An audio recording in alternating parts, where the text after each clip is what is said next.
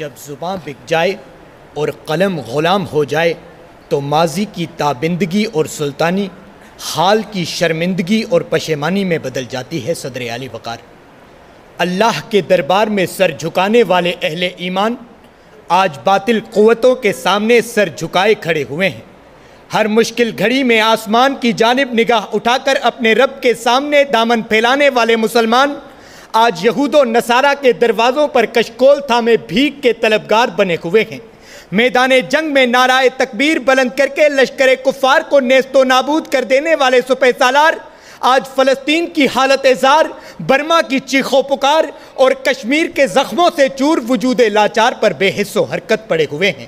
جب زباں بک گئی اور قلم غلام ہو گئے تو تخت و تاج کے والی قدموں کی دھول بن کر رسوائے عام ہو گئے۔ اللہ کی سرزمین پر توحیدی نظام چلانے والے بتوں کے پجاری بن کر گمنام و بدنام ہو گئے۔ تو پھر قلم کی سیاہی کے بجائے خون کے قطروں نے بے اختیار کہا کہ وہی تاج ہے، وہی تخت ہے، وہی زہر ہے، وہی جام ہے، یہ وہی خدا کی زمین ہے، یہ وہی بتوں کا نظام ہے۔ بڑے شوق سے میرے گھر جلا، کوئی آنچ تجھ پہ نہ آئے گی، یہ زباں کسی نے خرید لی، یہ قلم کسی کا غلام ہے، یہ قلم کسی کا غلام ہے۔ صدر عالی وقار، جب زباں بک جائے اور قلم غلام بن جائے تو سلمان رشدی جیسے لوگ گستاخی رسول کا ارتکاب کرتے ہوئے شرمناک تحریر لکھتے ہیں۔ جب زباں بک جائے اور قلم غلام بن جائے تو نور ڈاہری جیسے لوگ دشمن اسلام اسرائیل کے قصیدے پڑھتے ہیں۔ جب زباں بک جائے اور قلم غلام بن جائے تو وسیم رضوی جیسے لوگ آیات ربانی کو صفحات قرآنی سے مٹانے کی درخواست دائر کرتے ہیں۔